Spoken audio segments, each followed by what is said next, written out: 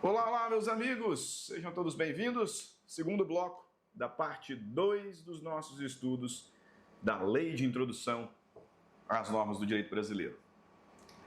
Hoje nós vamos falar sobre aplicação da lei no tempo e aplicação da lei no espaço, concluindo então esses estudos objetivos. E aí a gente já começa a trabalhar o Código Civil propriamente, com o estudo da personalidade, da capacidade, enfim. Vamos lá. Aplicação da lei no tempo. Nós já vamos proceder à leitura tanto da Constituição Federal como da LINDB, mas só a título de introdução. Eu quero que você entenda o seguinte: quando nós falamos sobre a aplicação da lei no tempo, eu estou considerando, vou falar o óbvio, hein? Tempo, passado, presente e futuro. Ok? E a questão aqui é: pode uma lei nova atingir fatos que aconteceram antes da sua entrada em vigor? Veja, tempo. Ou pode uma lei antiga, já revogada, continuar a ser utilizada? Tempo. Como que eu aplico a lei no tempo? Presente, passado, futuro. Pois é sobre isso que o artigo 6º da LINDB trata, com fundamento no artigo 5º, inciso 36 da Constituição Federal. Artigo 5º, inciso 36 da Constituição Federal. A lei não prejudicará o direito adquirido, o ato jurídico perfeito e a coisa julgada. A lei não prejudicará o direito adquirido, o ato jurídico perfeito e a coisa julgada. Professor, o que isso tem a ver com o tempo? Calma. Artigo 6º. A lei em vigor terá efeito imediato e geral, respeitados o ato jurídico perfeito, o direito adquirido e a coisa julgada. Ok? Professor, eu não entendi aqui muito bem o que isso tem a ver com tempo. Tem tudo a ver com tempo. O artigo 6º da LINDB, quando ele nos diz aqui que a lei em vigor terá efeito imediato e geral, respeitados o ato jurídico perfeito, a coisa julgada, o direito adquirido, e isso é o que trata a Constituição no artigo 5º, inciso 36, esse artigo da LINDB apresenta duas regras básicas para a aplicação da lei no tempo. São elas o princípio da imediaticidade e o princípio da irretroatividade. Com base no artigo 6º da LINDB, que tem fundamento lá na Constituição Federal, nós temos que a lei, uma vez em vigor, ela há de ser aplicada imediatamente, mas sem retroagir. Esses são os dois princípios básicos sobre a aplicação da lei no tempo: imediaticidade e irretroatividade. Observe aí no nosso slide. Pela ideia de imediaticidade, a nova lei produzirá efeitos imediatamente após a sua entrada em vigor. E pelo princípio da irretroatividade, a nova lei não alcançará fatos pretéritos. Toma nota do que eu vou dizer, porque isso já caiu em provas de concurso público, nas minhas provas em faculdade. Por esses dois princípios, nós temos que uma lei nova, sendo aplicado imediatamente após entrar em vigor, ela atinge fatos pendentes e futuros. Pelo princípio da imediaticidade, nós temos que a nova lei, ela atinge fatos pendentes e futuros. Okay? Uma vez em vigor, a lei é aplicada imediatamente. Então, ela será aplicada aos fatos que começaram no passado, mas não acabaram ainda, fatos pendentes, e, naturalmente, aquilo que acontecer depois da sua entrada em vigor, fatos futuros, ok? Pelo princípio da imediaticidade, nós temos que a Lei Nova é aplicada aos fatos pendentes e aos fatos futuros. Mas ela não atingirá os fatos pretéritos. Aquilo que ocorreu antes da sua entrada em vigor. Cuidado, porque talvez a lei já existisse, uma vez que a existência é conferida na promulgação. Talvez a lei já tivesse publicada e nós estamos no curso da vacatio legis. Essa lei não está em vigor ainda. Então ela não pode ser aplicada. Entrou em vigor, passa a ser aplicada imediatamente, atingindo os fatos pendentes, aquilo que começou no passado e ainda não acabou, e tudo o que acontecer no futuro, mas sem atingir o pretérito. Imediaticidade mais irretroatividade. Ocorre que nós consideramos que, excepcionalmente, a nova lei pode retroagir. Excepcionalmente, a nova lei poderá retroagir. Para tanto, tem que haver expressa previsão, ou seja, na nova lei, um artigo expressamente prevendo que a lei, uma vez em vigor, vai retroagir. Mas, ainda que isso aconteça, ela não pode atingir ato jurídico perfeito, direito adquirido e coisa julgada. Então, ainda que excepcionalmente a lei retroaja por expressa previsão legal, ela não poderá atingir ato jurídico perfeito, direito adquirido e coisa julgada. Percebeu agora o texto da Constituição? Né? Pois é. Então, ainda que a lei retroaja, ela não pode atingir ato jurídico perfeito, direito adquirido, coisa julgada. Vamos começar pelo direito adquirido, que é o mais fácil de entender.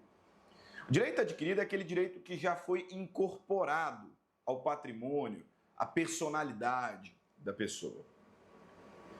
E por isso ele não pode ser retirado por conta da entrada em vigor de uma nova lei.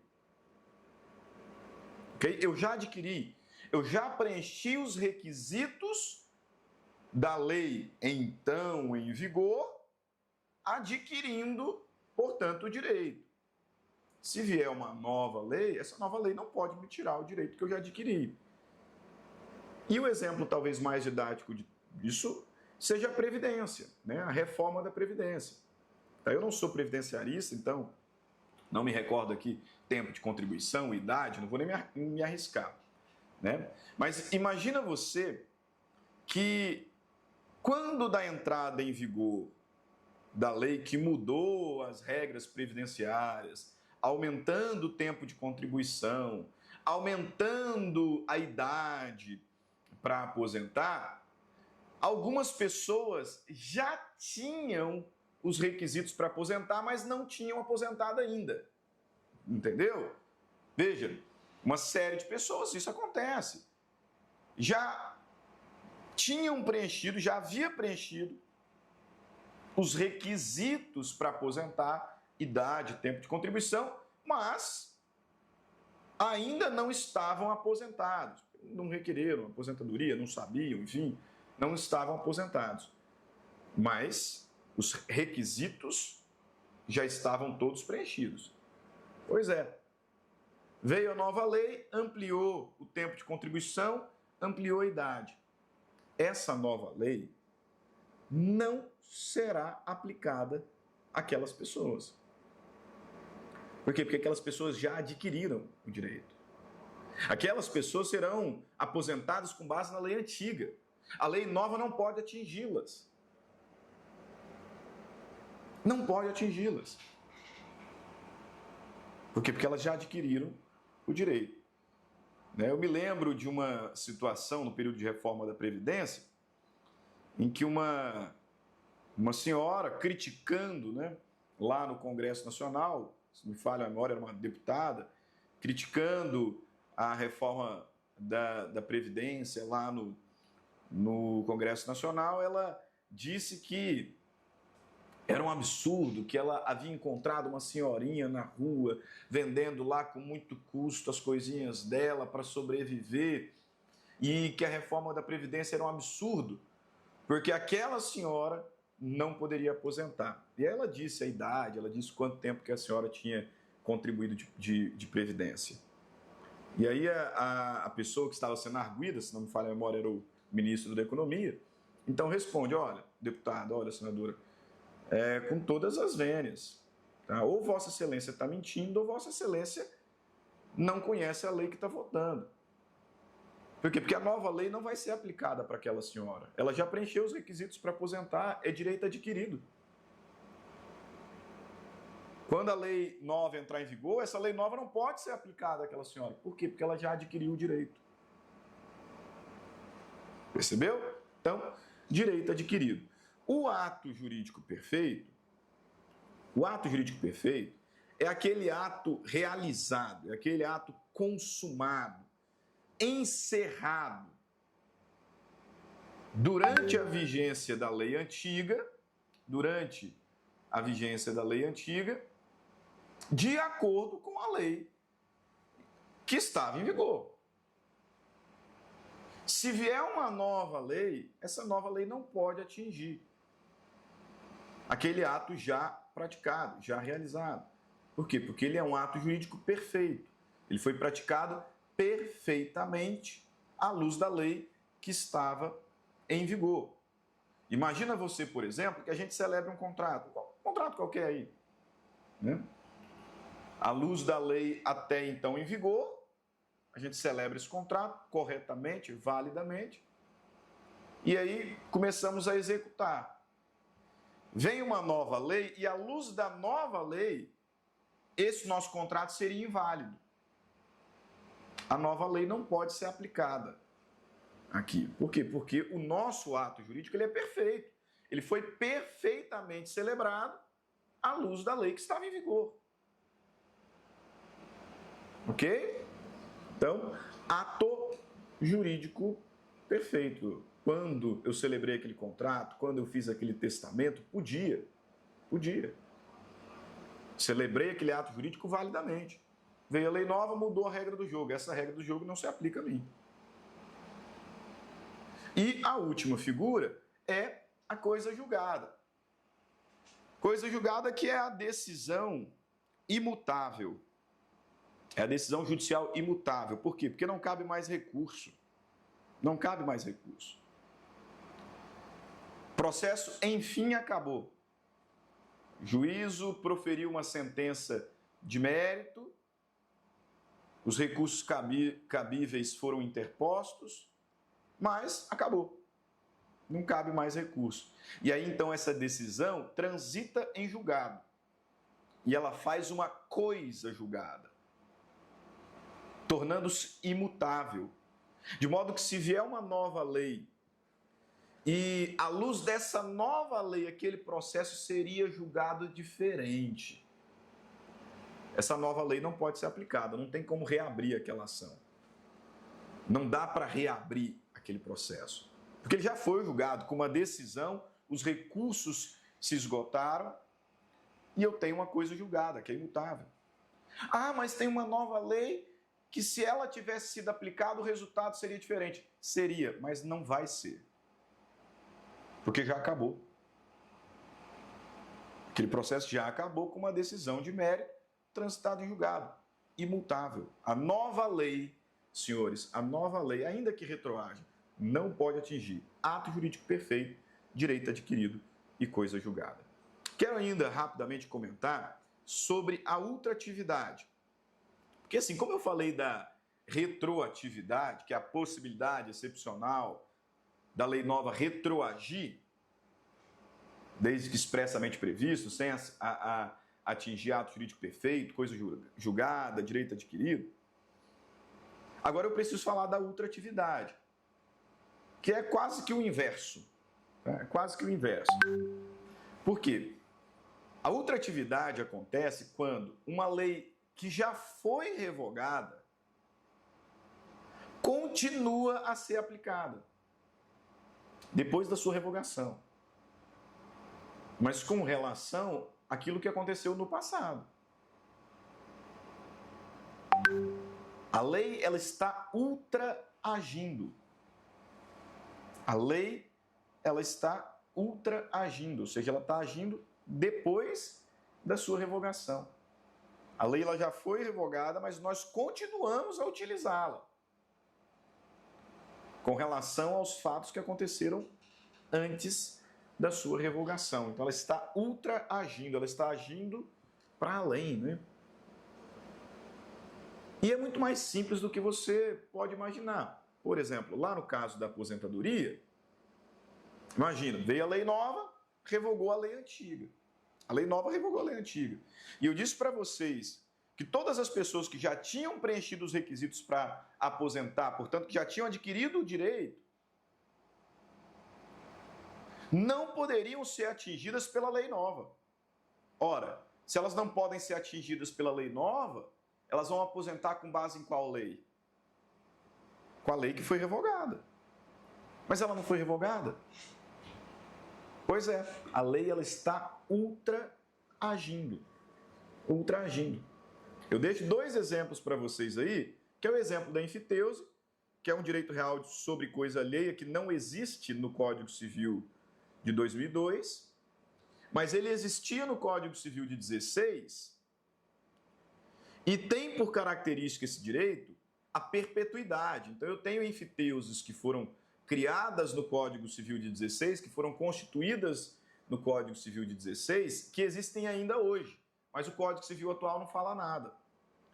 Com base em qual lei elas são reguladas? Com base no Código Civil de 16, já revogado, que está ultra-agindo. O Código Civil me diz que aplica-se a sucessão causa-morte a lei em vigor na data da morte. Imagina que alguém morreu no dia 20 de setembro de 2002. O Código de 2002 não estava em vigor ainda porque a vacácio foi um ano. Qual que era a lei em vigor?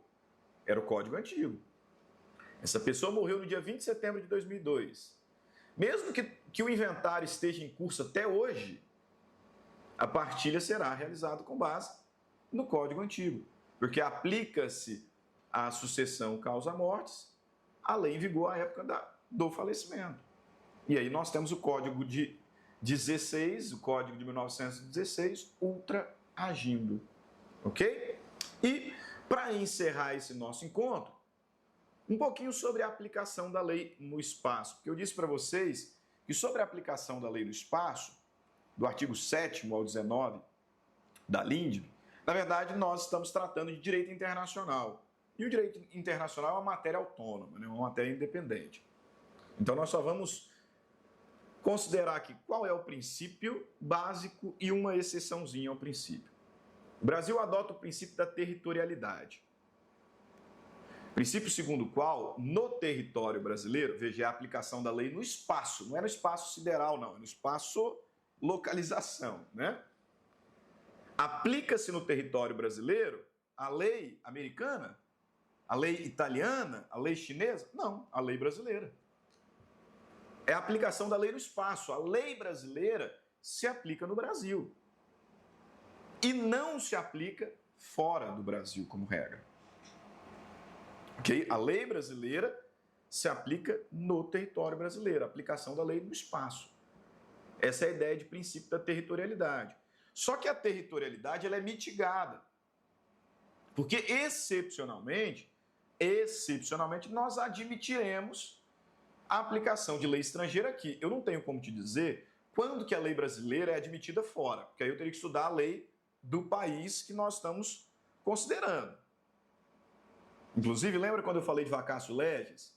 Aplicação da lei brasileira em estado estrangeiro, quando admitida, se dará após 3 meses a sua publicação, quando admitida. Eu não sei qual país que admite a lei brasileira e quais... Não sei, eu tenho como saber aqui no Brasil quando que a lei estrangeira pode ser aplicada. a regra é a da territorialidade, no território brasileiro se aplica a lei brasileira, mas há exceções.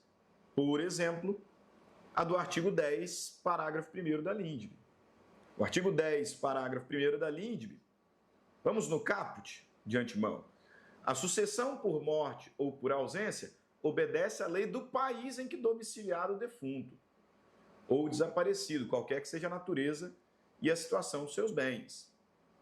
Então, a sucessão por morte obedece à lei do país em que domiciliado o morto. E aí o parágrafo 1º me diz que a sucessão de bens de estrangeiros situados no país será regulada pela lei brasileira, em benefício do cônjuge ou dos filhos brasileiros. Então, se eu tenho um estrangeiro que morou aqui no Brasil, se casou, teve filhos e morreu deixando bens no Brasil, a sucessão desses bens será regulada pela lei brasileira. Mas olha o detalhe, vírgula, lá no final, sempre que não lhe seja mais favorável a lei pessoal do decújus. O legislador está dizendo que na sucessão de bens de estrangeiro localizado no Brasil, nós aplicamos a lei brasileira. Mas se a lei pessoal do morto, a lei de origem dessa pessoa que faleceu, a lei estrangeira, for mais benéfica para a viúva brasileira, for mais benéfica para os filhos brasileiros, aí nós podemos aplicar essa lei aqui. E fazer a partilha dos bens com base no código, sei lá, mexicano, português, italiano. Por quê? Porque a lei de origem do falecido é mais benéfica para os filhos ou para a viúva brasileira. Então é uma exceção ao princípio da territorialidade, ok? Com isso, nós terminamos essa segunda aula, falamos o que nos importava sobre a lei de introdução às normas do direito brasileiro e ficamos por aqui. Na próxima aula já entraremos no direito civil, falando sobre personalidade, artigo 1º do Código Civil, teorias da aquisição da personalidade, enfim, muito Código Civil está por vir. Grande abraço, fiquem com Deus e até mais. Tchau, tchau.